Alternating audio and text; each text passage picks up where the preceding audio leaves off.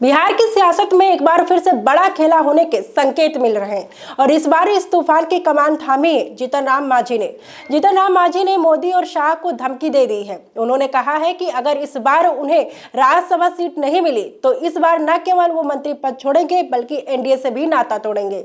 जीतन राम मांझी ने कहा कि लोकसभा चुनाव के समय उन्हें राज्यसभा सीट देने का वादा किया गया था और अगर इस बार इस वादे को पूरा नहीं किया गया तो वो चुप नहीं बैठेंगे।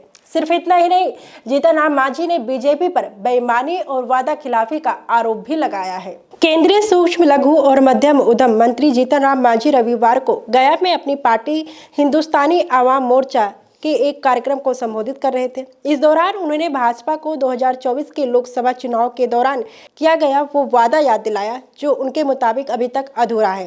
मांझी ने बताया कि लोकसभा चुनाव के वक्त उन्हें 2 लोकसभा सीटें और 1 राज्यसभा सीट देने की बात कही गई थी, लेकिन चुनाव आते ही चुनाव के वक्त उन्हें सिर्फ 1 लोकसभा की सीटें दी गई, जिस पर उन्होंने जीत भी दर्ज की। मंत्री ने कहा कि मैं पीएम मोदी को मंत्री बनाने के लिए धन्यवाद तो देता हूँ, लेकिन हमारी राज्यसभा वाली सीट अभी भी बकाया है। अप्रैल में होने वाले चुनाव में हमारा हक मिलना चाहिए। जीतन राम मांझी की नाराजगी का सबसे बड़ा कारण टीवी चैनलों पर चल रहे वो खबरें हैं जिनमें राज्यसभा सीटों के बंटवारे का फार्मूला बताया जा रहा है।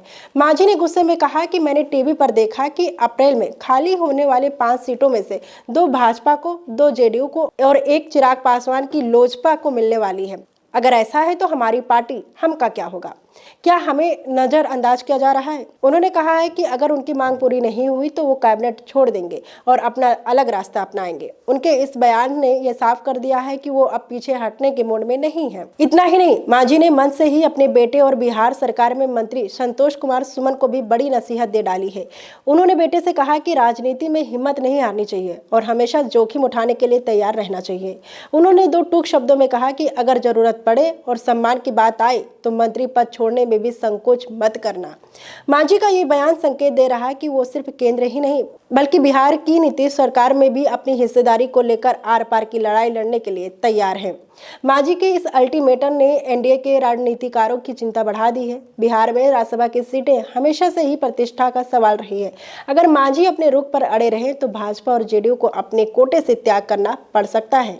अब सबकी नजरें इस बात पर टिकी है कि क्या भाजपा मांझी को मनाने के लिए कोई बीच का रास्ता अपनाएगी या फिर बिहार की सियासत में एक बार फिर से बड़ा उलटफेर देखने को मिलेगा।